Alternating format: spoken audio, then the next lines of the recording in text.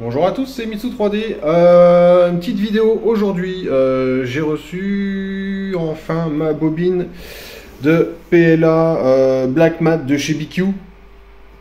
J'avais hâte de la tester, donc aujourd'hui je vais la lancer, je vais vous la montrer, puis faire un petit compte rendu dessus, voir ce que ça donne.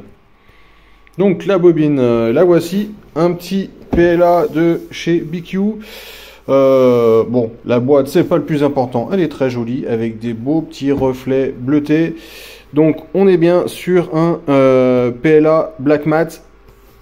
Je l'ai déjà ouvert, elle est une couleur bien sympathique. Recommandé de 205 à 225, je vais imprimer à 215 parce que j'imprime jusqu'à 80 mm par seconde les remplissages. Donc pour éviter que ça bouche, on va essayer d'imprimer assez chaud. Température plateau, je suis à 60. Vitesse d'impression 40 à 80, ça c'est quelque chose que je regarde pas du tout. Et le reste, on va tout simplement l'ouvrir. L'imprimante est en chauffe, on va la mettre dans la machine. Hop, ça en y met de côté. Je vais lancer un petit filament avec mes paramètres de base pour voir la différence avec mes autres bobines. Donc je l'installe et je vous lance ça. Alors bobine installée, le filament est d'une jolie couleur bien mat, un peu genre gris anthracite. Au toucher il est légèrement rêche, il casse pas mais il marque pas mal à la pliure, ça c'est une chose qu'il faudra faire attention. Donc je vais le recouper pour le charger. Voilà, filament, il est prêt, on le charge dans l'extrudeur, aucun réglage pour voir ce que ça va donner, un petit autoload. Voilà, le filament, il est parti, je vous nettoie un coup la buse et je lance l'impression.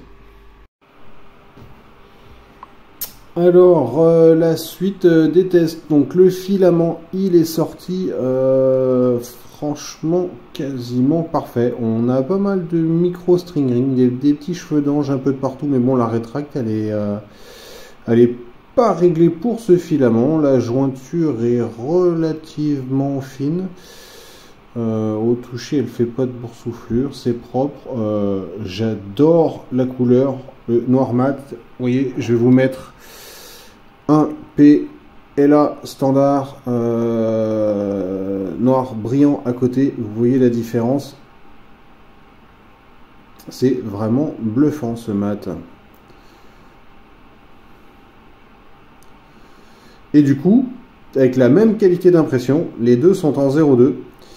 Le brillant fait ressortir toutes les couches, alors que le noir mat, on a l'impression que les couches sont en 0,05 mm, vu qu'on voit rien du tout. Là, on les voit sur le dessus, mais en face, on a l'impression que c'est lisse, alors que lui, on les voit bien. Donc voilà pour les filaments, et je viens d'imprimer une pièce un peu plus grosse pour voir la différence. Je vous mets en pause pour la désuporiser ensemble. On voit bien les cheveux d'ange qui se baladent de partout, mais ils sont vraiment microscopiques. Alors, on va la désuporiser ensemble.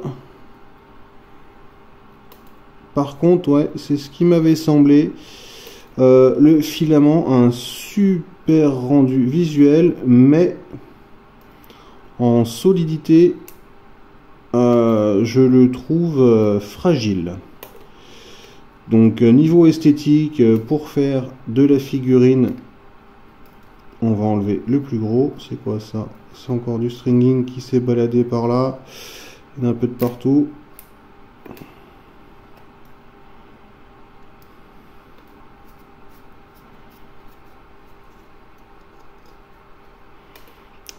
C'est très bizarre les supports comme ils cassent. Je sais pas trop si on voit la caméra. Ça me fait penser à du sucre séché. Donc clairement la solidité du filament. Bon, ça, je vais aller chercher un cutter. Ça ne sortira pas avec la pince.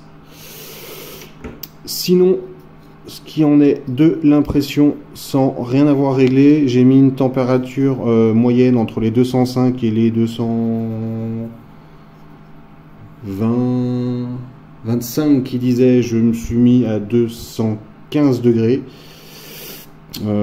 Vitesse de paroi, mon profil par défaut, je suis à 25 mm par seconde.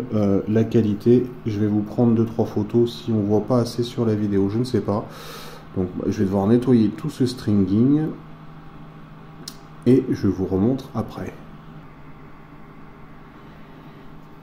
Alors voilà, 30 petites secondes de petits briquets chalumeaux que j'utilise pour enlever ce genre de cheveux d'ange.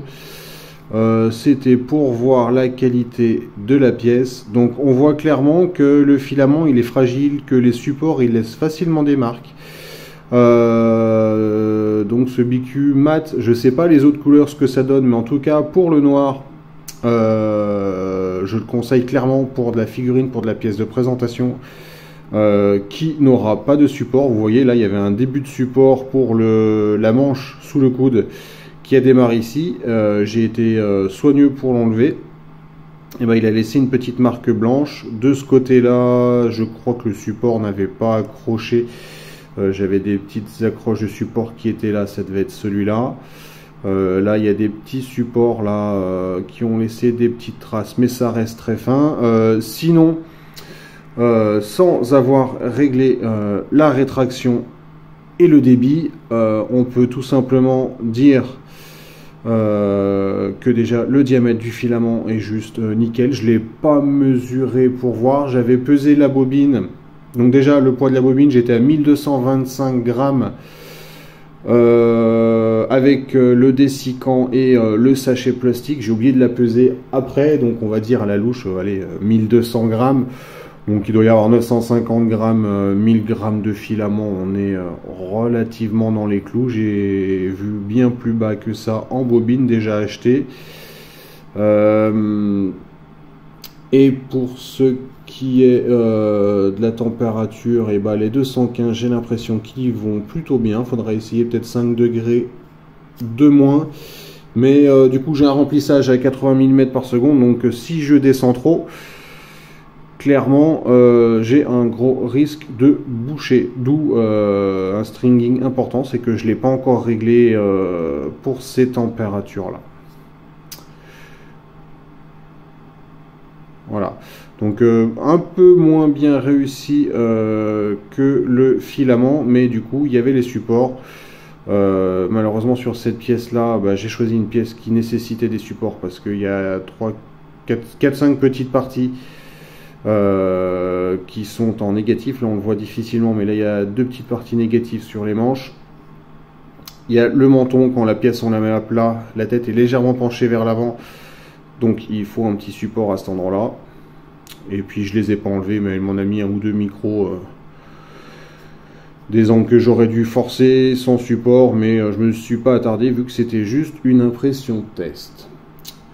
Donc voilà, évitez je pense de la pièce mécanique avec ça, ou des pièces assez fragiles. Imprimez des pièces si possible ne nécessitant pas de support. Et vous pouvez clairement voir que du coup les 1,75 vendus, ils le vendent à une précision de... Est-ce que c'est marqué sur la bobine? Il m'a semblé le voir, ça devait être sur la boîte. Attendez, je retourne ma bobine. Non.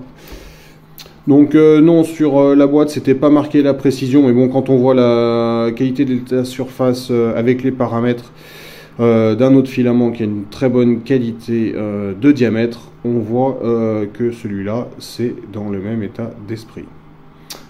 Voilà, un petit retour rapide en moins de 10 minutes. J'espère qu'il vous a plu. Bonne journée à tous. Au revoir.